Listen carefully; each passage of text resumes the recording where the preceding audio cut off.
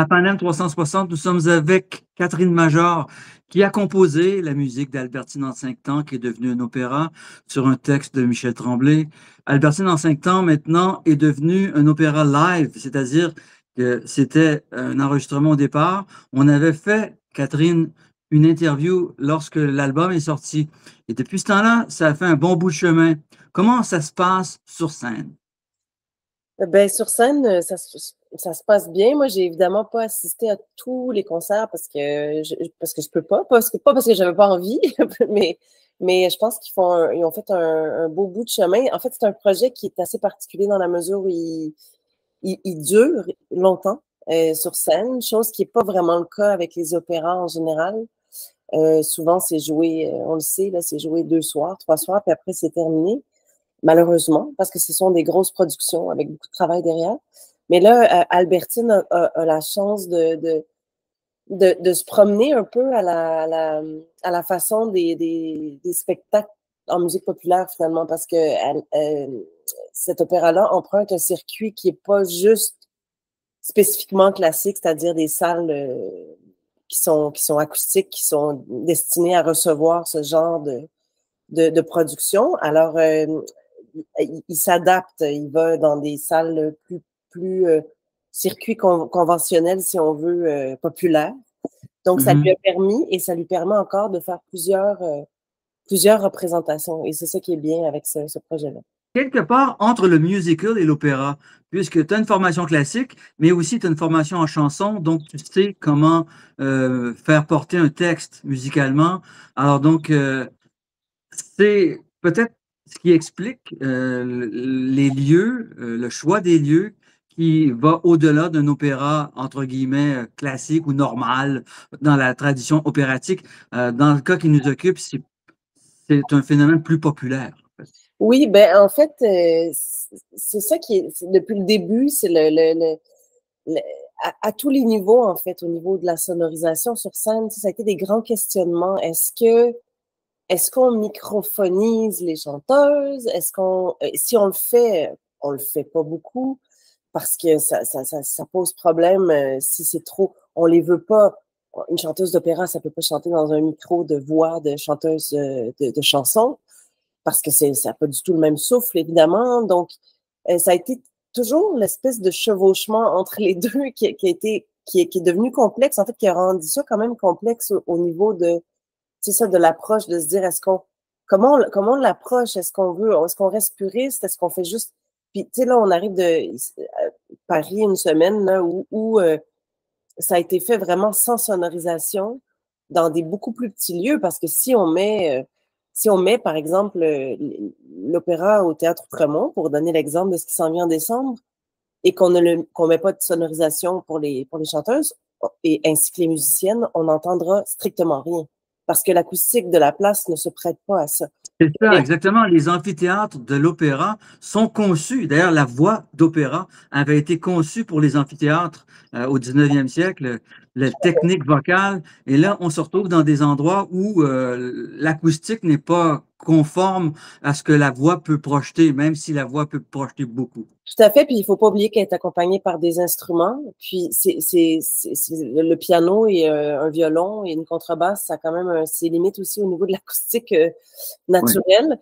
Donc, et puis c'est ça, puis en même temps, ce qui est dangereux, c'est que la voix, évidemment, peut pas, comme je disais, avoir une prise de son comme une chanson normale. Donc, c'est de trouver l'entre-deux. Je crois que ça a pris quand même plusieurs spectacles avant d'y arriver. Là, on y est arrivé. Je dis on, moi, je suis pas sur scène du tout, mais de mon œil extérieur, mon oreille extérieure. Puis, ben, c'est ce qui permet justement au spectacle de pouvoir vivre plus longtemps, puis à plusieurs endroits, puis de continuer à être donné, en fait, sur scène. Comment qualifier l'évolution de l'exécution du côté des voix et du côté de l'accompagnement instrumental? Ben, je crois que comme tout projet qui se fait sur plusieurs mois, voire plusieurs années, il y a toujours place à l'amélioration et on évolue là-dedans, que ce soit en tant qu'interprète ou en tant que musicien, puis même en tant que compositrice. Moi, j'ai changé des choses encore à Paris il y a un mois. J'ai changé certaines notes pour lesquels j'avais une meilleure idée, puis qui m'énervaient toujours un peu, bref, je crois que l'œuvre, sans avoir changé du tout au tout, évolue tout le temps. Et puis, les interprètes elles-mêmes, c'est-à-dire les chanteuses, deviennent de plus en plus exceptionnelles parce qu'elles ont, elles l'étaient déjà au départ, mais je veux dire, elles intègrent les personnages aussi au niveau de l'émotion, beaucoup. Tu sais, au niveau de la musique, c'est comme si ça devient, au lieu de jouer quelque chose, c'est comme si c'était devenu une partie d'elle.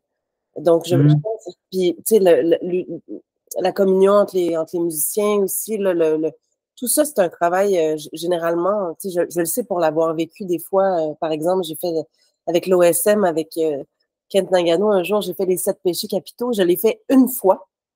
C'est dégueulasse, là, ça, vivre ça.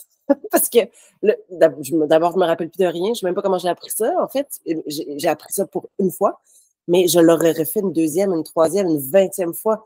Je l'aurais intégré, tu sais, je l'aurais chanté 1000 fois mieux. Donc, ça, elles ont la chance de pouvoir se rendre là, puis ça paraît, veut pas, entre les représentations maintenant puis celles d'il y a un an.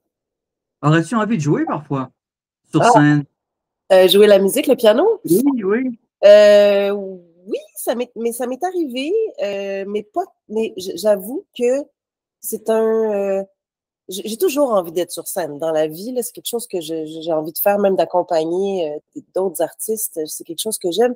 Mais pour ce projet-là précis, je trouverais ça difficile parce que le pianiste a vraiment le rôle sur lequel tout repose dans cette pièce-là.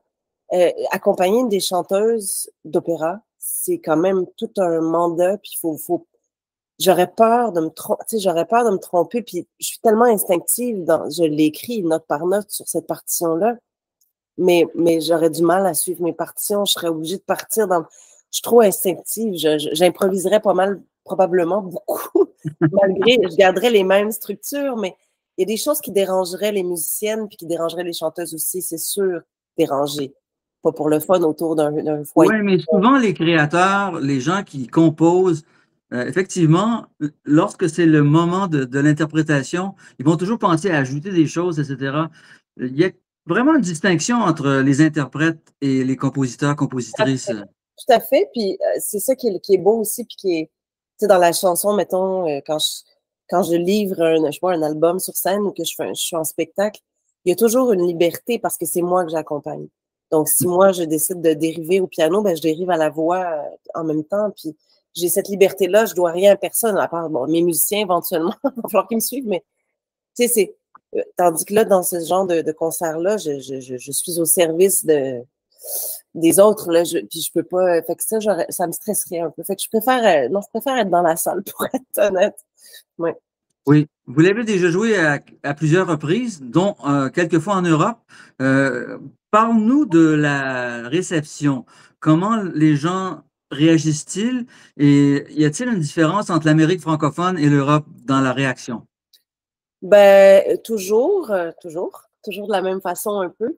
Mais là, pour l'Europe, en fait, c'est arrivé juste 3 fois. C'est-à-dire, c'était une petite run qui a pas été longue à Paris, très spontanée.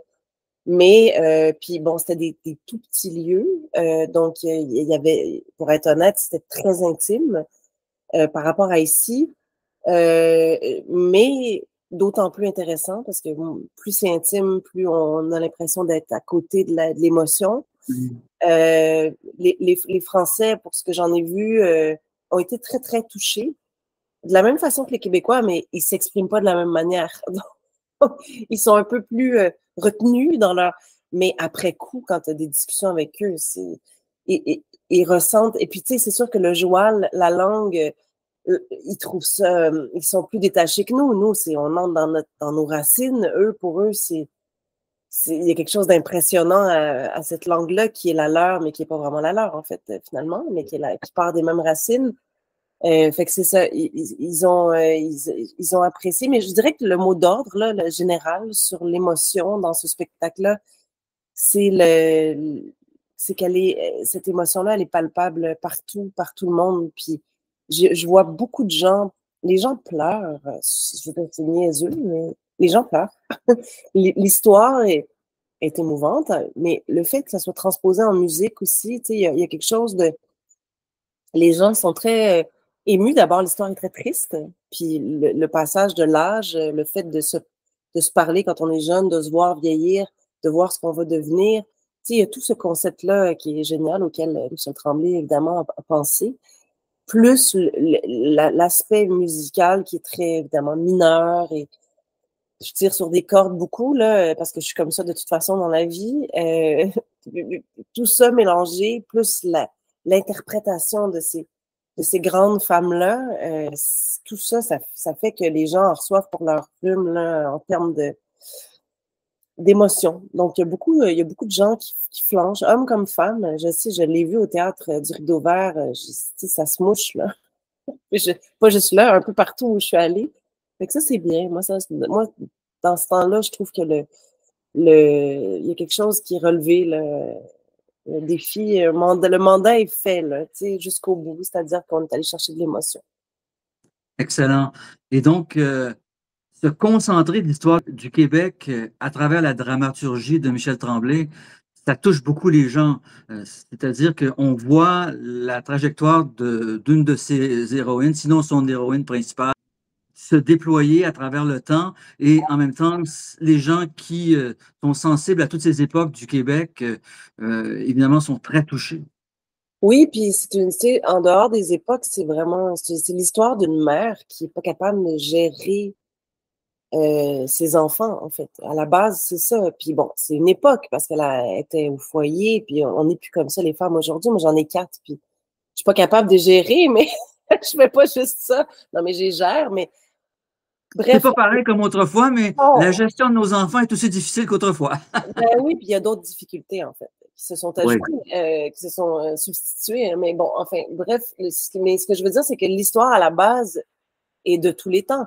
C'est une mère qui perd son enfant aussi. Il y a la mort d'un de ses enfants. Donc ça, je veux dire, comment veux-tu ne pas être touché dans la vie, moindrement que tu es un parent, tu comprends ça?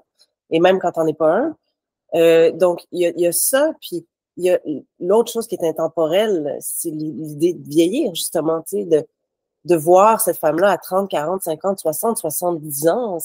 Moi, c'est une des choses qui j'ai 44 ans, puis je veux dire, là, je commence à m'y faire, mais depuis 40 ans, c'est une des choses qui me saute au visage, qui me fait battre triper, de vieillir, de bien gérer cette acceptation-là, de passer de l'autre côté, tu sais, puis en fait, c'est un apprentissage. Fait que tout ça rejoint tous les gens de partout dans le monde. Ce sont des thèmes universels, en fait.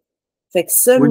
en dehors du joual, qui est la langue de chez nous, qu'en dehors des années 60, 70, de chez nous, il y a ce thème-là qui est fort et qui, quand il est mis en musique, est chanté. Ben là, c'est comme s'il était doublement porté. Fait que je pense que c'est pour ça que ça a un impact, en fait. Alors donc, c'est très attendu au Théâtre Outremont dans quelques temps. On rappelle les dates, Catherine? Oui, ben en fait, c'est le 3 décembre, mais c'est ça, oui, c'est le 3 décembre. Sauf que paraît-il, puis c'est pas encore confirmé, mais fort probablement qu'il va y avoir une supplémentaire le 4, donc le lendemain. Mais pour l'instant, Il pourrait y en avoir d'autres parce qu'on peut s'attendre à un succès assez important. ben, je l'espère. Ça reste niché comme projet dans un certain sens parce que les gens parlent d'opéra puis sont, oh, l'opéra. Bon, on sait, la musique classique ne rejoint pas tout le monde, mais je pense que pour ceux qui ont envie de faire un premier bain là-dedans, dans l'opéra, c'est une bonne façon parce que, comme tu disais, ben, en fait, c'est un hybride. Il y a quelque chose de très populaire, il y a quelque chose en même temps d'une écriture classique, bien entendu, mais c'est ça, c'est un mix entre les deux avec évidemment la magnifique histoire de Michel Tremblay. Catherine Marjor, merci beaucoup. Merci. Alors, bonne chance pour l'automne, merde, parce que c'est quand même une entreprise considérable, un des plus importants projets de ta carrière. Oui, mais moi, ma job est finie, c'est ça qui est incroyable. Moi, je travaille très fort sur d'autres projets, dans la mesure où je vais être là le 3 décembre, c'est sûr, je ne manquerai pas ça, mais Et j'ai quels pas. sont les autres projets, tant qu'à faire? Tant Ben, qu'à y être? oui, là, j'ai ben, je suis un projet d'album chanson, ça fait longtemps. Le dernier, c'est Carte-Mère en 2020, donc ça commence à faire longtemps. Il sort Hum. donc au mois de mars. Il y a un premier extrait qui va sortir en novembre aussi. Puis c'est un projet particulier parce que c'est un duo. un projet spontané et unique de duo. Donc, ça s'appelle le Major Moran. C'est le duo de notre couple qu'on fait ensemble depuis toujours, mais pour d'autres, on fait parole musique ensemble. Donc, les textes de Jeff, mes musiques, puis nous deux. Donc, on travaille très fort là-dessus. Je réalise ça là, en ce moment. J'écris des orchestrations, justement. Mais ça va être un bel album chanson, je pense. En tout cas, je suis très contente à ce jour. Donc, voilà. Ça promet. Encore une fois, merci Catherine. Merci Alain. À bientôt. À bientôt.